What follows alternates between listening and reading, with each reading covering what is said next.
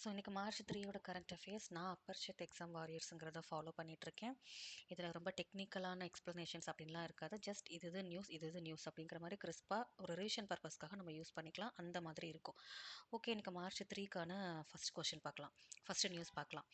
சங்கல்ப் அப்படிங்கிற ஒரு ஆப்ரேஷன் வந்துட்டு நம்ம இந்தியன் நேவி வந்து பண்ணுறாங்க. இது என்னதுன்னா ஒரு போர் கப்பல். இது எங்கே வச்சுருக்காங்கன்னா கல்ஃப் ரீஜனில் வந்து வச்சுருக்காங்க. எதுக்காக அப்படின்னா HADR, humanitarian assistance and disaster relief பர்பஸ்க்காக வச்சுருக்காங்க. ஏன்னா இப்போ அங்கே தான் நிறைய பிரச்சனை போயிட்டு இருக்குல்ல.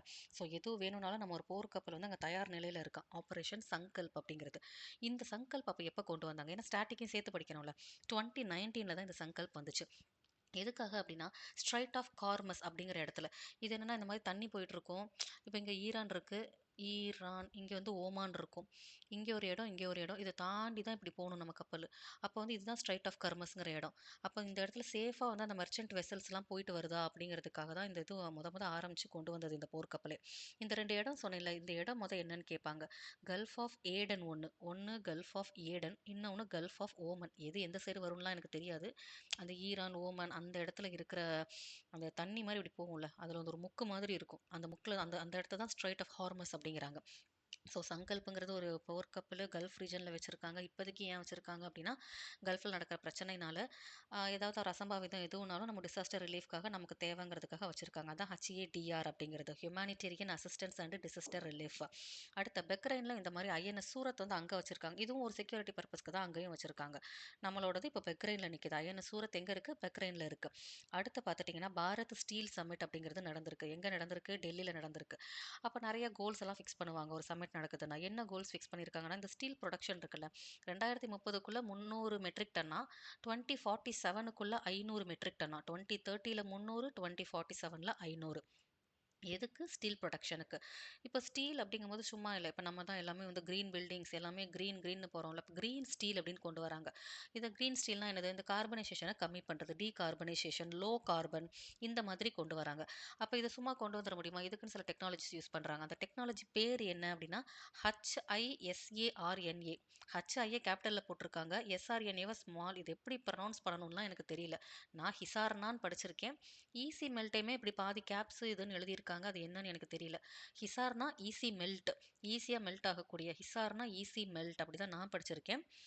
ஸோ அவ்வளோதான். க்ரீன் ஸ்டீல் டீகார்பனைசேஷன் பண்ணுறாங்க. அதுக்கு ஒரு டெக்னாலஜி இப்போ யூஸ் பண்ணுறாங்க. என்ன டெக்னாலஜி? ஹிசார்னா ஈஸி மெல்ட்டுங்கிற டெக்னாலஜி. அப்போ அதோட சேர்த்த ஸ்டாட்டிக் என்ன? டாப் 5 ஸ்டீல் ப்ரொடக்ஷனில் யார்? China, India, Japan, US, Russia. China, India, Japan. ஸ்டீல்லலாம் US கீழே போயிடுது. US and Russia. அப்போ இந்தியாவில் யார் நல்லா பண்ணுறா? எங்கே நிறைய நடக்குது? ஒடிஷாவில், ஜார்க்கண்டில், சத்தீஸ்கரில். இந்தியாவில்னு பார்த்துக்கிட்டா ஒடிஷாவில், ஜார்க்கண்டில், சத்தீஸ்கர். இவங்கெல்லாம் தான் டாப் 3 ஸ்டீல் ப்ரொடியூசிங் ஸ்டேட்ஸ், ஸ்டீலை ப்ரொடியூஸ் பண்ணுற ஸ்டேட்ஸ். ஓகே, இப்போ ஜார்க்கண்ட் எல்லாம் சொல்லியாச்சு. இப்போ ஜார்க்கண்ட் கூட டாடா ஸ்டீல் வந்து MOU சைன் பண்ணியிருக்காங்க. 11,000 கோடிக்கு சைன் பண்ணியிருக்காங்க. எதுக்குன்னா இந்த க்ரீன் ஸ்டீல் ப்ராஜெக்ட். ஏன்னா ஒன்று சொல்கிறாங்கன்னா அதை வந்து இம்ப்ளிமெண்ட் பண்ணணும்ல. ஸோ இந்த 3 இடத்துல ஒரு இடம் எங்கே? ஜார்க்கண்டில் பண்ணுறாங்க. எவ்வளோ கோடிக்கு? 11,000 கோடிக்கு பண்ணுறாங்களாமா. அடுத்து பார்த்துட்டிங்கன்னா GSMA life time achievement award அப்படிங்கிறது ரொம்ப ரேரான அவார்டு. எல்லாருக்கும்லாம் தரமாட்டாங்களாம். ஃபஸ்ட்டு இந்தியனில் வந்து சுனில் பாரதி மெட்டல், அவருக்கு தான் வந்து இப்போ கொடுத்துருக்காங்க. GSMAங்கிறதுக்கு ஃபுல் ஃபார்ம்லாம் இதில் இல்லை. மேபி இருக்கான்னு எனக்கு தெரியல. Okay, GSMA life time award ரொம்ப ரேரான அவார்டு. எல்லாருக்குலாம் தரமாட்டாங்க. ஃபஸ்ட்டு இந்தியனே இப்போ தான் வாங்குறாங்களாம், சுனில் பாரதி மிட்டல் அப்படிங்கிறவங்க. இந்த இது அவார்டு வந்து எப்போ இது கொடுத்தாங்க அப்படின்னா மொபைல் வேர்ல்டு காங்கிரஸ் அப்படின்னு நடந்துச்சாம். எங்கே? பார்சிலோனா, ஸ்பெயினில். மொபைல் பார்த்து பார்த்து அப்படியே குனிஞ்சு ஸ்பெயினில் பிரச்சனை ஞாபகம் வச்சுக்கலாம். ஸோ ஸ்பெயின் பார்சிலோனாவில் தான் மொபைல் வேர்ல்டு காங்கிரஸ் நடந்திருக்கு. அங்கே தான் இந்த GSMA life time achievement award கொடுத்துருக்காங்க. ஃபஸ்ட்டு இந்தியன் யாருக்கு அப்படின்னா சுனில் பாரதி மிட்டல் அவர்களுக்கு கொடுத்துருக்காங்க. அடுத்த நியூஸ், இந்தியாவும் ஜப்பானும் வந்து இந்த bilateral swap agreement against US$. இப்போ நம்ம நாட்டு மணியை ஜப்பானோட எண்ணுக்கும் அவங்களோடது இங்கே நம்ம பைலேட்ரல் ஆல்ரெடி பண்ணியிருக்காங்க. அதை வந்து இப்போ ரினியூ பண்ணியிருக்காங்க. எவ்வளோக்குன்னா $75 பில்லியனுக்கு, $75 பில்லியனுக்கு வந்து இந்த ஸ்வாப் அக்ரிமெண்ட்டை வந்துட்டு ரினியூ பண்ணியிருக்காங்க. அடுத்த நியூஸ், EPFO அப்படிங்கிறது எல்லாருக்கும் தெரியும். நான் வேணால் வந்து ஃபுல் ஃபார்ம் சொல்லிடுறேன். EPFOக்கு எம்ப்ளாயீஸ் ப்ராவிடென்ட் ஃபண்ட் ஆர்கனைசேஷன். இவங்க வந்துட்டு அவங்க எம்ப்ளாயி ஃபண்ட் ப்ராவிடென்ட் டெபாசிட் பண்ணுவாங்கள்ல, அந்த காசுக்கு வந்து இன்ட்ரெஸ்ட் இது பண்ணுவாங்க. அந்த இதை மெயின்டைன் பண்ணுறாங்க கன்சிக்யூட்டிவாக 3 வருஷத்துக்கு. கன்சிக்யூட்டிவாக 3 வருஷமாகவே 8.25 தான் மெயின்டைன் பண்ணிகிட்டே வராங்க. இப்போயும் அதான் பண்ணியிருக்காங்க. மீட்டிங்கில் இதான் டிசைட் பண்ணியிருக்காங்க. EPFO அவங்க டெபாசிட்டுக்கு 8.25 அப்படிங்கிற பெர்சன்டேஜையே இப்போயும் மெயின்டைன் பண்ணுறாங்க. இது வந்து 3 இயர்ஸாக கன்சிக்யூட்டிவாக நடக்குது. அடுத்த எஃப் ஃபார் எஸ் அப்படிங்கிறது ஃபுட்பால் ஃபார் ஸ்கூல் அப்படிங்கிறது. இது வந்து யார் வந்து இனிஷியேட்டிவ் யாருக்கும் யாருக்கும் நடுவுலனா, ஃபீஃபா இருக்காங்கல்ல, ஃபுட்பாலுங்கிறப்ப ஃபீஃபா வரணும்ல, அவங்களும் யுனெஸ்கோவும் சேர்ந்து தான் இத பண்றாங்க. எந்த ஆர்கனைசேஷன் இதெல்லாம் சப்போர்ட் பண்ணுது அப்படின்னு பார்த்தா, AIFF, all India football federation, SAI, sports authority of India. இந்த 2 ஆர்கனைசேஷனும் இந்த ஃபுட்பால் ஃபார் ஸ்கூல்ஸ் அப்படிங்கிறத வந்து சப்போர்ட் பண்றாங்க. இத வந்து ஃபர்ஸ்ட் ஸ்டார்ட் பண்ணது என்னமோ வெஸ்ட் பெங்கால்ல ஸ்டார்ட் பண்ணியிருக்காங்க. இப்போ ஆல் ஓவரா நெறைய இடத்துல பண்ணியிருக்காங்க. அடுத்த நியூஸ். ஆம். Second Indian bison fest. Bison அப்படிங்கிறத வந்து கார் ஃபெஸ்ட் அப்படின்னு சொல்றாங்க. GAUR, கார் ஃபெஸ்ட் அப்படிங்கிறாங்க. பைசன்னா என்னது? இந்த காட்டு காட்டு மாடு. அது என்னதுப்பா அது? காட்டு எருமை. அதான் அது. இது என்னன்னா, இது வந்து லைக் வல்னரபிள் ஆயிட்டே இருக்கு. கிட்டத்தட்ட இல்லாம போயிட்டே இருக்கு. ஸோ இதை வந்து கன்சர்வ் பண்ணணும் அப்படிங்கிற மாதிரியான ஒரு ஃபெஸ்ட் எங்க நடக்குதுன்னா, ஒடிஷா அப்படிங்கிற ஊர்ல பார்கா அப்படிங்கிற டிஸ்ட்ரிக்ட்ல நடக்குது. அங்க பார்காங்கிற டிஸ்ட்ரிக்ட்ல டெப்ரிகார் வைல்டு லைஃப் சாங்சுரி. இது வந்து டெப்ரிகார் வைல்டு லைஃப் சாங்சுரி. எங்க? கார்னு வருது பாருங்க. GARH. அந்த ஃபெஸ்டிவல் பேருமே GAUR, கார். ப்ரொனவுன்சியேஷன் என்னமோ ஒன்று தான், ஸ்பெல்லிங் தான் மாறுது. So second Indian bison fest எங்கே நடக்குது? ஒடிஷால டெப்ரிகார் அப்படிங்கிற ஒரு வைல்டு லைஃப் சாங்சுரியில் நடக்குது. அது எந்த ஊரில்? பர்காக் அப்படிங்கிற ஊரில் நடக்குது. இதை வந்து கார் ஃபெஸ்டிவல் அப்படின்னும் சொல்லுவாங்க. அடுத்த ஃபாரஸ்ட் அவுலட் அப்படிங்கிறது வந்து ரொம்ப ஒரு 113 வருஷமா இந்த ஒரு இனத்தையே வந்து காணாம. இது ஒரு அவுல் இனம். அதுவும் அந்த அவுல்ல வந்து நிறைய ஃபேமிலி இருக்கும். அதுல ஸ்டிரிகிடே அப்படிங்கிற ஃபேமிலியே சார்ந்ததான். 113 வருஷத்துக்கு அப்புறம் மத்திய பிரதேஷ்ல குனோ நேஷனல் பார்க்ல வந்து இதை வந்து ஸ்பாட் பண்ணியிருக்காங்களாம். ஃபாரஸ்ட் அவுலட் அப்படிங்கிறது ஸ்டிரிடிகேட் ஃபேமிலி. இது ஒரு அவுல் ஃபேமிலி. மத்திய பிரதேஷ்ல குனோ நேஷனல் பார்க்ல வந்து இதை பார்த்துருக்காங்களாம். அடுத்த நியூஸ். CGA அப்படிங்கிறது என்னது? Controller general of accounts. இவங்க வந்துட்டு 2 மேஜரான ஒரு இனிஷியேட்டிவ்ஸ் வந்து கொண்டு வந்திருக்காங்க. ஒன்று கவர்மெண்ட் பேங்க் மேனுவல், இன்னொன்று கவர்மெண்ட் பேங்க் டேஷ்போர்டு.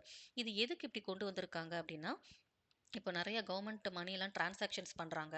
அதெல்லாம் ரொம்ப எஃபிஷியண்ட்டாக இருக்கணும், ரொம்ப டிரான்ஸ்பரண்ட்டாக இருக்கணும். இல்லை அதில் வந்து மாடர்னைசேஷன் நிறைய கொண்டு வந்துருவாங்க. பழைய இதெல்லாம் விட்டுட்டு கொஞ்சம் டிஜிட்டலி நிறைய இம்ப்ளிமெண்ட் பண்ணி உள்ளே கொண்டு வந்திருக்காங்க.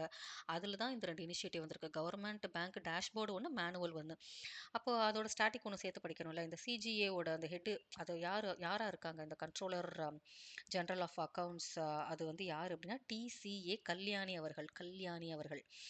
ஓகே, இந்த நியூஸ் முடிஞ்சிருச்சு. அடுத்து BEE அப்படிங்கிறது என்னது? BEEங்கிறது பியூரே ஆஃப் எனர்ஜி எஃபிஷியன்சி. இவங்க 25வது ஃபவுண்டேஷன் டே வந்து கொண்டாடுறாங்க. என்னைக்கு? மார்ச் 1 கொண்டாடுறாங்க. கொண்டாடுறாங்கன்னா சும்மா இருப்பாங்களா? எதையாவது ஒன்று வந்து லான்ச் பண்ணி விடுறது. ஒரு டிஜிட்டல் டூல் வந்து லான்ச் பண்ணியிருக்காங்க. BEE star label mobile app அப்படிங்கிறது லான்ச் பண்ணியிருக்காங்க. இது ஏதோ கியூஆர் கோடு வச்சு ஸ்கேன் பண்ணி அந்த எனர்ஜி இதெல்லாம் பெர்ஃபார்மன்ஸ் எப்படி இருக்குன்னுலாம் நம்ம பார்த்துக்கலாமா? அந்த மாதிரி ஏதோ ஒன்று நிறைய டீட்டெயில்டாக இருக்குது. அதை நான் பார்க்கல. ஒரு கியூஆர் கோட் பேஸ் பண்ணி ஏதோ கொஞ்சம் அப்டேட் பண்ணி கொண்டு வந்திருக்காங்க. அதை வந்து அந்த இதை லான்ச் பண்ணியிருக்காங்க ஃபவுண்டேஷன் டேல.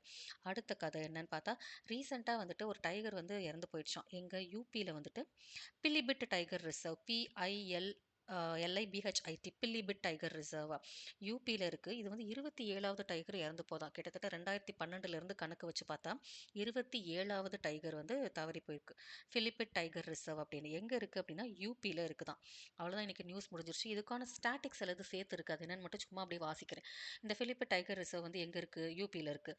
பியூரே ஆஃப் எனர்ஜி எஃபிஷியன்சி பார்த்தோம்ல, இந்த இது வந்து எப்போ எஸ்டாப்ளிஷ் பண்ணாங்க? எப்போ எஸ்டாப்ளிஷ் பண்ணாங்க? 25 வருஷம் முடிச்சிருச்சுன்னா அப்போ மார்ச் 2022வா? 6 மார்ச் 2022 அப்படியே. ஆமாம், 15 வருஷம் கரெக்ட். அப்படியே 25 வருஷத்துக்கு பின்னாடி கொண்டு போயிடணும். ஓகே. இந்த CGA இருக்குல்ல, இது வந்துட்டு எந்த மினிஸ்ட்ரிக்கு கீழே வரும்? அஃப்கோர்ஸ் இது வந்து அக்கௌண்ட்ஸ் எல்லாம் வருது. அப்போ மினிஸ்ட்ரி ஆஃப் ஃபினான்ஸுக்கு கீழே வருதான். குனோ நேஷனல் பார்க் எங்கே வருது? இப்போ தானே பார்த்தோம் குனோ நேஷனல் பார்க்கு. எம்பியில் பார்த்தோமா? ஆமாம், மத்திய பிரதேஷில் பார்த்தோம்.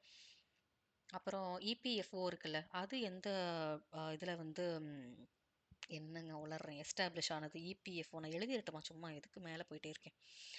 இபிஎஃப்ஓ இருக்குல்ல, அது வந்து எப்போ எஸ்டாப்ளிஷ் பண்ணாங்க அப்படின்னா, நியூ டெல்லி தான் அதோட ஹெட் குவார்ட்டர்ஸ். 1952லேயே. நேற்று பார்த்தோம்ல, என்ன பார்த்தோம்? கெயில் 1984ன்னு பார்த்தோம். கெயில் அது ஒரு மகாரத்னா கம்பெனி அப்படின்னு பார்த்தோம். இன்னைக்கு இபிஎஃப்ஓங்கிறது நியூ டெல்லி தான் ஹெட் குவார்ட்டர்ஸ். 1952லேயே பண்ணியிருக்காங்க. இந்தியா வந்துட்டு குரூடு ஸ்டீல் ப்ரொடியூஸ் பண்ணுறதுல எத்தனாவது இடத்துல இருக்குது அப்படின்னா, 2வது இடத்துல இருக்குது. இந்தியா குரூடு ஸ்டீல், நிறைய டைப்ஸ் ஆஃப் ஸ்டீல் இருக்குது, அதில் குரூடுலன்னு பார்த்தா நம்ம வந்து 2வது இடத்துல இருக்கோமா. லார்ஜஸ்ட் ப்ரொடியூசர் ஆஃப் ஸ்டீல் யாருன்னா, நம்ம 5 பார்த்தோம்ல, என்னென்ன பார்த்தோம்? சைனா, இந்தியா, சைனா, இந்தியா, கடைசியா யுஎஸ், ரஷ்யா வந்துச்சு. 3வதா எந்த ஊருங்க? ஜப்பானா? ஆமா, ஜப்பானா தான் இருக்கணும். இப்பதான் படிச்சேன், படிச்சது மறக்குது. China, India, Japan, US, Russia. அதுல வந்து இந்தியாக்குள்ளனா சத்தீஸ்கர், ஒடிஷா, ஜார்க்கண்ட். ஜார்க்கண்ட் கூட தான் டாடா ஸ்டீல் 11,000க்கு எம்ஓயு சைன் பண்ணி பண்றாங்க. அதுதான் கிரீன் ஸ்டீல், அந்த 2 டெக்னாலஜி, ஹிசார்னே அந்த கதையெல்லாம். ஓகே, பரவாயில்ல, ஞாபகம் இருக்கு. அடுத்து பார்த்துட்டீங்கன்னா, க்ரூடு பார்த்துட்டோமா? ம், எந்த இந்தியன் ஸ்டேட்ல வந்து ஸ்டீல்ல யாரு லீடிங் ப்ரொடியூசரா இருக்குன்னு பார்த்தா, ஃபர்ஸ்ட் வந்து ஒடிஷா தான். ஒடிஷா, சத்தீஸ்கர், ஜார்க்கண்ட்ல ஒடிஷா தான் வந்து டாப்ல இருக்கு இந்தியால அப்படின்னு பார்த்துட்டா. ஆ, அடுத்து அடுத்து அடுத்து அடுத்து நான் ஃபர்ஸ்ட் பார்த்தோம்ல, ஸ்ட்ரைட் ஆஃப் ஹார்மஸ் அப்படின்னு சொன்னேன்ல, அது எந்த ரெண்டு கனெக்ட் பண்ணுது? இந்த ஸ்டாட்டிக் நான் முன்னாடி பார்த்தேன், அதுக்காக தான் அந்த கதையவே நான் சொன்னேன். அது வந்து ஓமனுக்கும் ஏடனுக்கும் நடுவுல இருக்கு. அந்த சைடுல இன்னொரு ஒன்று இருக்கு, பெர்சியன் கல்ஃப்னு ஒன்று இருக்கும், அதுவுமே இது கூட சேருது. ஆக மொத்தம் பர்சியன் கல்ஃப், ம், gulf of Oman, gulf of Aden, இந்த மூணையும் சேர்த்தது தான் அந்த ஸ்ட்ரெய்ட் ஆஃப் ஹார்மஸ் அப்படிங்கிறது. இப்போ அந்த ஸ்ட்ரெய்ட் ஆஃப் ஹார்மஸ் வந்து ஆக்சுவலி அங்கே தான் ஒரு போர்க்கப்பல் முத நிறுவுனாங்க. என்னது அது? ஆப்ரேஷன் சங்கல்ப். அதை இப்போ எதுக்கு யூஸ் பண்ணிட்டு இருக்காங்க? வெஸ்ட் ஏஷியாவில் பிரச்சனை போயிட்டு இருக்கு, லைக் அந்த கல்ஃப் ரீஜனில். அங்கே வந்து ஹச்ஏடிஆருக்காக, ஹியூமானிட்டேரியன் அசிஸ்டன்ஸ் டிசாஸ்டர் ரிலீஃப்காக வச்சிருக்காங்க. சங்கல்ப் கொண்டு வந்தது 2019 இந்த ஸ்ட்ரைட் ஆஃப் ஹார்மஸ் அப்படிங்கிற இடத்துல. நம்ம மெர்ச்சன்ட் எல்லாம் வந்து அந்த வெசல்ஸ்லாம் பாதுகாப்பாக போயிட்டு வர்றதுக்காக உருவாக்கப்பட்டது தான் இந்த போர்க்கப்பலாம். இன்னைய கதை முடிஞ்சிருச்சு. Tata, bye by.